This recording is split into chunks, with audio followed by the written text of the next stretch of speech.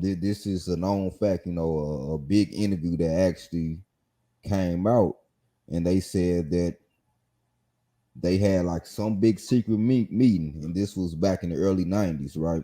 Yeah, with So they had a Crazy big Bone. secret. Yep. They had a secret meeting to basically use hip hop music to influence the youth Yeah, to do criminal activity, sell drugs, yeah, promote killing and murdering, yeah, yeah, to so they can kind of raise the prison population because they all invested in private prisons. yeah, So yeah, do you think that it is somewhat true, like yeah. that actually worked?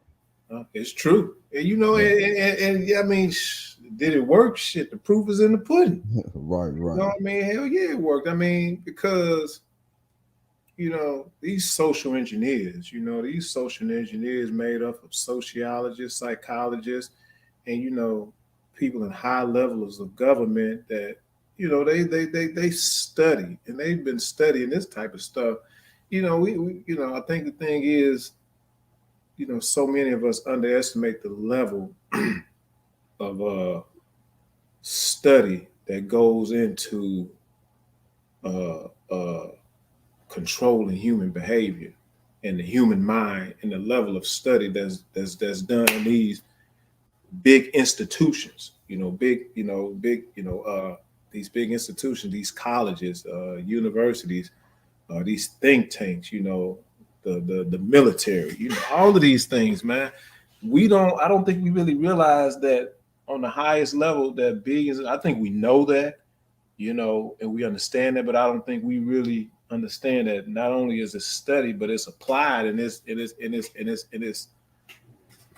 um it's activated. It's practiced on us, on a day to day basis, and I don't think we realize the depth of it, because they have a plan for society to move in a certain direction, so they need to use all type of institutions to do that. You know what I mean? But yeah, uh, we all heard about the secret meeting. Crazy Bone came out with that, and also, um, one of my brothers, Dr. Wesley, he really exposes that at that particular time when Gin and Juice came out, whereas Suge Knight was meeting with one of the executives of Secret of Gin, which was it was Edgar Bronfman's son, who actually, which was in the, and I'm, it was one of the Bronfmans. I don't know if it was Edgar Bronfman and his dad was another name, but it was one of the Bronfmans, and he do Seagram's Gin, big, CEO on a bunch of stuff. But yeah, anyway, um, Suge Knight had a meeting with him and basically was like, hey, we want to have this song, because we want to push Seagram's Gin a little bit more, and what's it gonna cost? And so these deals is always being made, and so songs are being made to push this on the public. Future came out and he talked about how basically lyrics and a script was given to him to begin to push Percocets and Molly.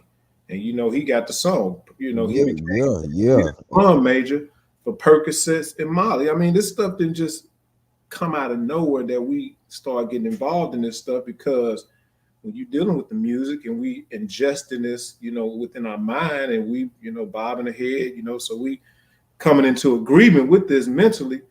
Uh, yeah, man, this stuff, this is how I get pushed on us, and then they get a lot of rappers and celebrities.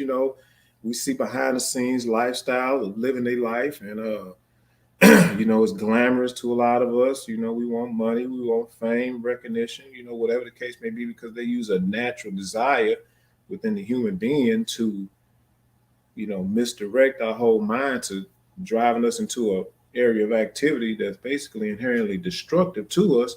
But yeah, so Future come out on how this script was given to him, basically saying, this is what you rap about.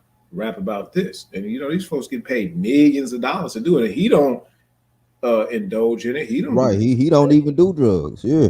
But you feel what I'm saying? But they understand that these individuals, these cultural influences are icons, that most of us are looking up to. And once we 12, 13, 14, those are the primary ages. And yeah, so they do this definitely. And so this is influencing a lot of our behavior. I remember one of our brothers, Dr. Wesley, says that it stands to reason that he who's ever in control of hip hop is basically in control of the contours of black life. Yeah. Now, you got to think about that statement. If you're in control of hip hop, you in control of the contours, meaning the rhythm and the flow and the pace and the direction in which we're gonna go of black life. Because think about how popular hip hop is to black people. And you think about 40, 50 million people in this country. So if you in control of hip hop, you in control of black life. I mean, think about it. You got to really wrap your mind around how serious of a statement that is and how serious that is when you have so many of us going into this direction and really never just getting woke up from it. So yeah, so that was a big influence.